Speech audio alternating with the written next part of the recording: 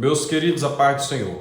Eu sou o diácono Claudino Machado e esta é mais uma das nossas pequenas reflexões com base na leitura diária da revista Lições Bíblicas da CPAD neste terceiro trimestre de 2022, a lição dos adultos que está tratando sobre apologética.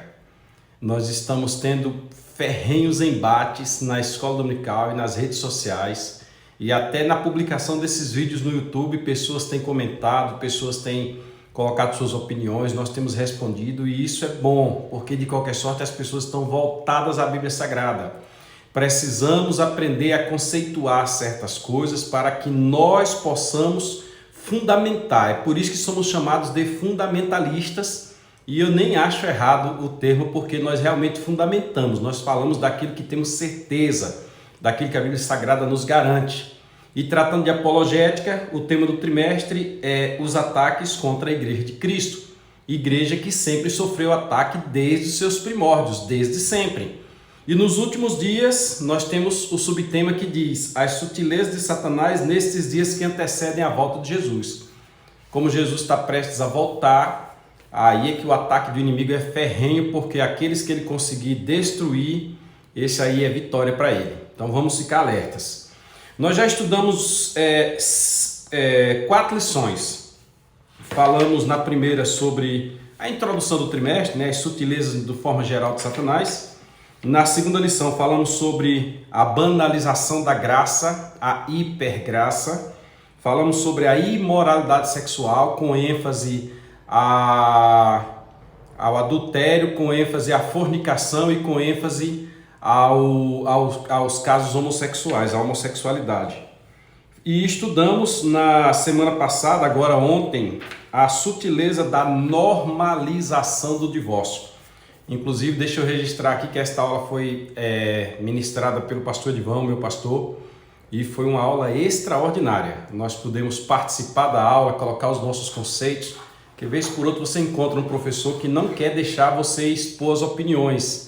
E às vezes nem ele tem o conceito e a gente vai tentar falar para ajudar e não quer ouvir, mas o pastor Ivan, graças a Deus, nos deu a oportunidade e a aula foi extraordinária. Discutimos tudo que precisávamos discutir e terminamos a aula na hora certa. Deus abençoe o pastor Ivan e todo o corpo ministerial.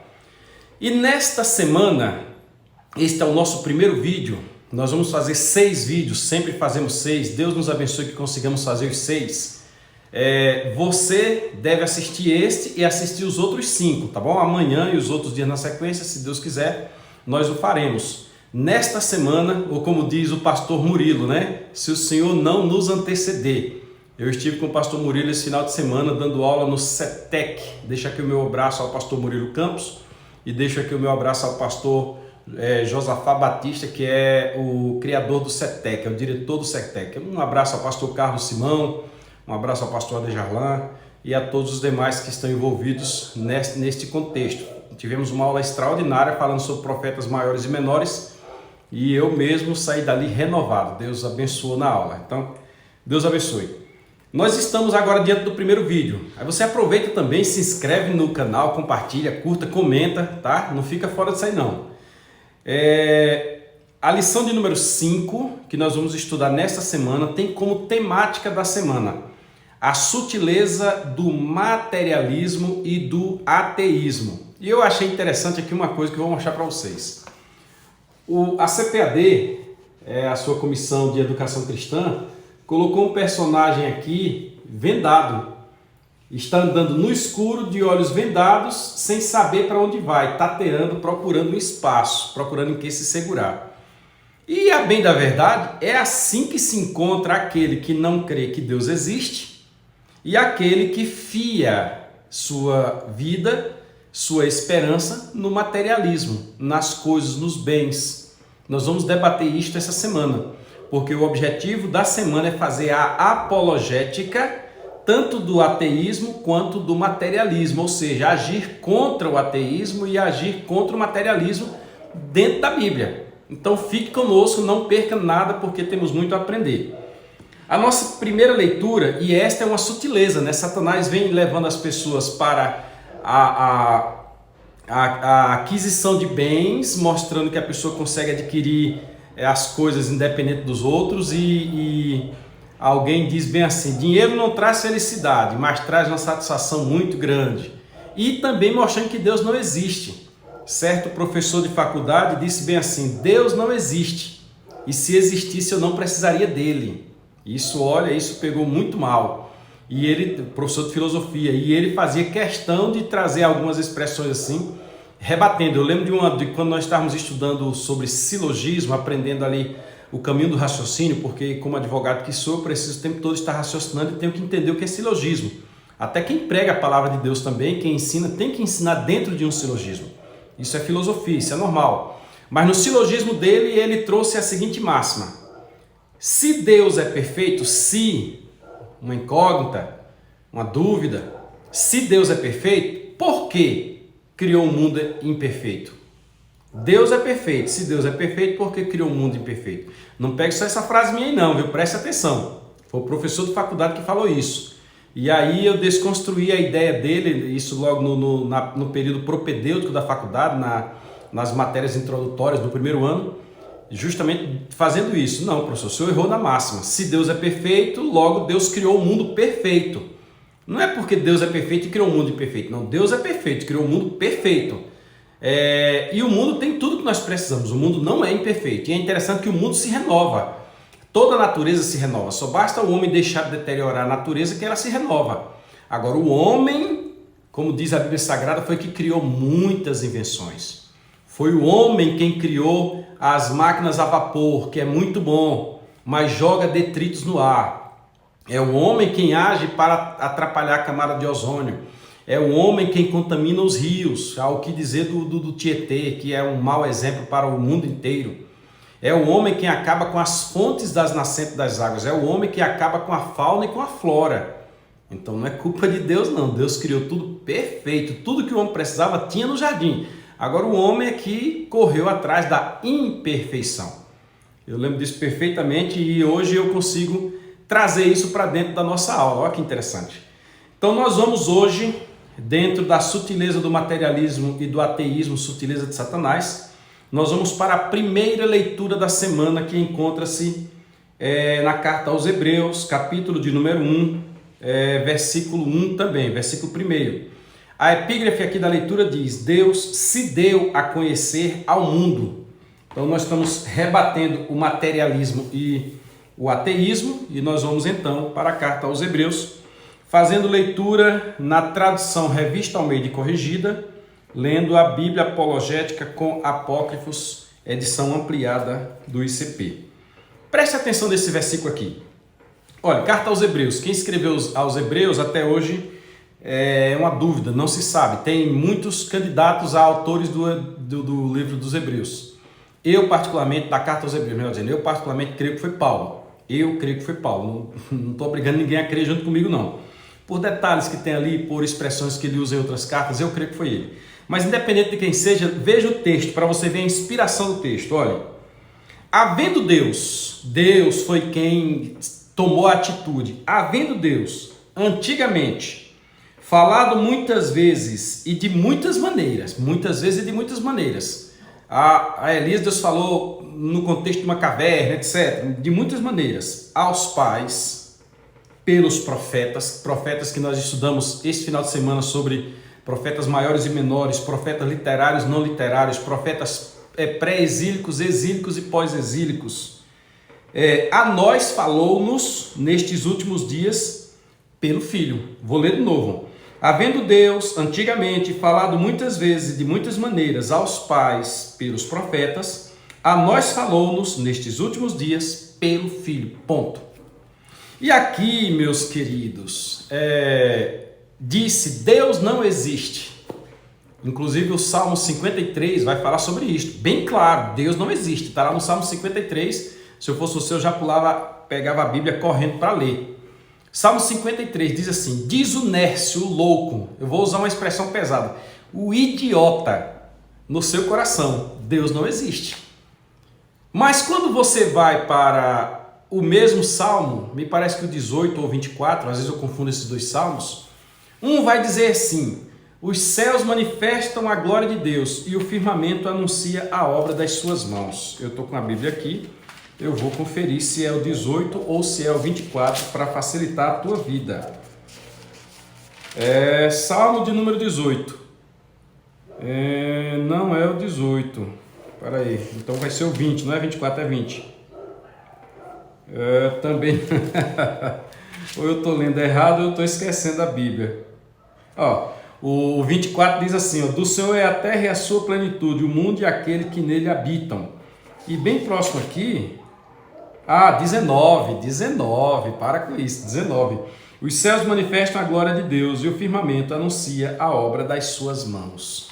Isto para dizer que foi Deus quem fez. E é interessante que Deus não está preocupado se alguém acredita que ele fez ou não. Você inicia a Bíblia e Deus se apresenta no início da Bíblia. Bereshit bara Elohim, no princípio Deus. O que tem o princípio? Claudionô? Não. O que tem no princípio? Você? Não. O que tem no princípio? Os anjos? Não. O que tem no princípio? Deus. Elohim. Elohim ali é pelo menos 3 pessoas. Uma pessoa em pelo menos 3, são 3 pessoas juntas ali. Deus em pelo menos 3 pessoas, é isso que eu quero dizer. Elohim. Não é Eloá, como alguém lê por aí. No princípio criou Elohim, os céus e a terra. Então foi Deus quem criou. E você vê o decorrer da Bíblia ali, Deus está presente, Deus cria o homem que disse que Deus não existe, foi ele quem criou. Deus cria o homem, Deus faz o sol, Deus faz divisão, tal, termina o primeiro dia da criação. Aí depois você vem ali, Deus trabalhando a primeira semana da criação, você vem no sábado, Deus trabalhando no sábado. E criando o Jardim do Éden. Abra lá em Gênesis 2 e 8 que você vai ver. 2, 7 e 8. Deus criando o Jardim do Éden. É a obra de Deus. No sábado não é criar, é plantar. O verbo lá é plantar. E plantou o Senhor Deus no jardim, no Éden, e pôs nele o homem que havera criado. O homem foi criado no 6º dia. Deus está presente. Deus no Antigo Testamento trabalha com Abraão. Deus conversa com todos os outros. Deus é o Deus de Jacó, Deus fala com Elias, Deus fala com... Nós comentamos esse final de semana sobre Isaías, o profeta Isaías, fazendo paralelo de Isaías com o livro de Reis. Quando Isaías vai lá e diz, olha, rei Ezequias, tu vai morrer, põe tua casa em ordem porque tu vai morrer, assim diz o Senhor. Aí quando Isaías sai, chega lá no pátio, lá já estava saindo do palácio, a voz do Senhor diz, Isaías, para, sim Senhor. Volte e diga a Ezequias que eu vou conceder-lhe mais alguns anos de vida, porque eu ouvi a sua oração. Ué, Deus falou com Isaías. Eu lembro de Elias quando estava no Ribeiro de Querite lá, e Elias foi enviado por Deus para ir até lá em cima na Síria, na casa da viúva lá de Sarepta, e a voz diz, olha Elias, vai até Sarepta, e lá tu vai encontrar assim, assim. O que é isso? É Deus. Agora nos últimos dias, Deus não tem falado por muitos homens, porque tem comichão nos ouvidos. Aí lá antigamente, conforme o texto de Hebreus 1 e 1, o Senhor falou-nos pelos profetas, que nós lemos na Bíblia. E Jesus diz, bem-aventurados sois vós, quando injuriarem, perseguirem, mentindo, disserem todo mal contra vós, por minha causa, alegrai-vos e exaltai-vos, porque assim perseguiram os profetas que foram antes de vós, profetas que ouviram a voz de Deus. Por isso que são chamados de videntes, por isso que eles trazem um oráculo. Pai do Senhor, pastor oráculo, lá em São Paulo, meu amigo de infância, pastor Oráculo. Nessa circunstância, Deus existe. Aí quando nós estamos no Novo Testamento, essa dúvida, essa questão de achar que Deus não existe, também existiu lá. Os discípulos, estando com Jesus há muito tempo, foram escolhidos por Jesus para serem apóstolos. Está todo mundo ali aprendendo, fazendo parte do colégio apostólico.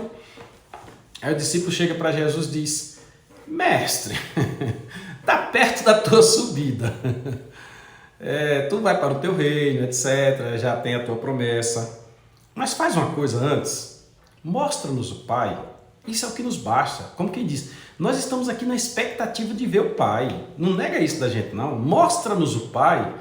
Aí Jesus parou, olhou para eles e disse, ô Felipe, que foi quem fez a pergunta representando os demais, pois eles conversavam a esse respeito. Certa vez Jesus diz, o que estão comentando aí?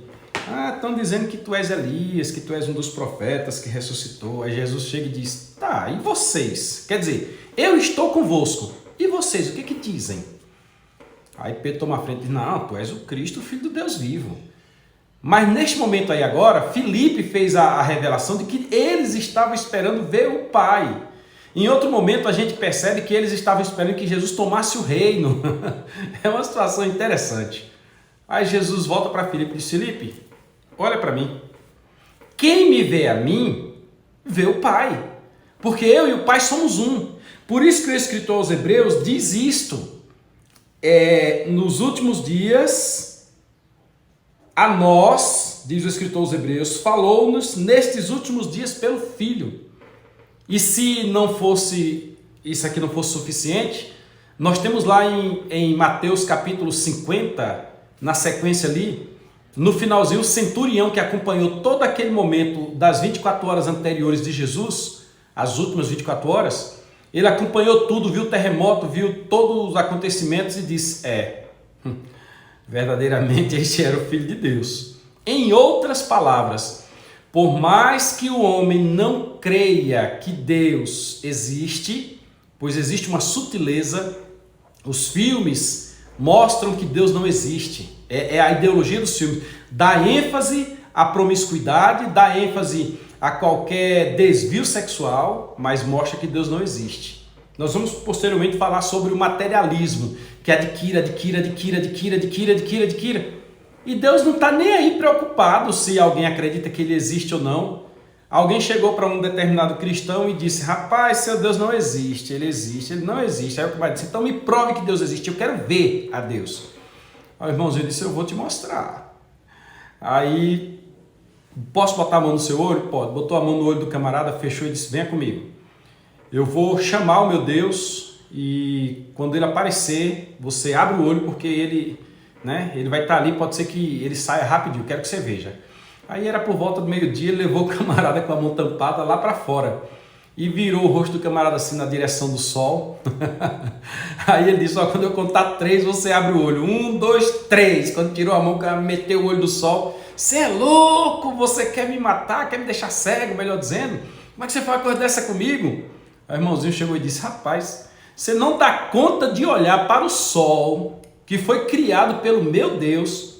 Você quer ver o meu Deus que criou o sol? Você dá conta de ver o brilho dele?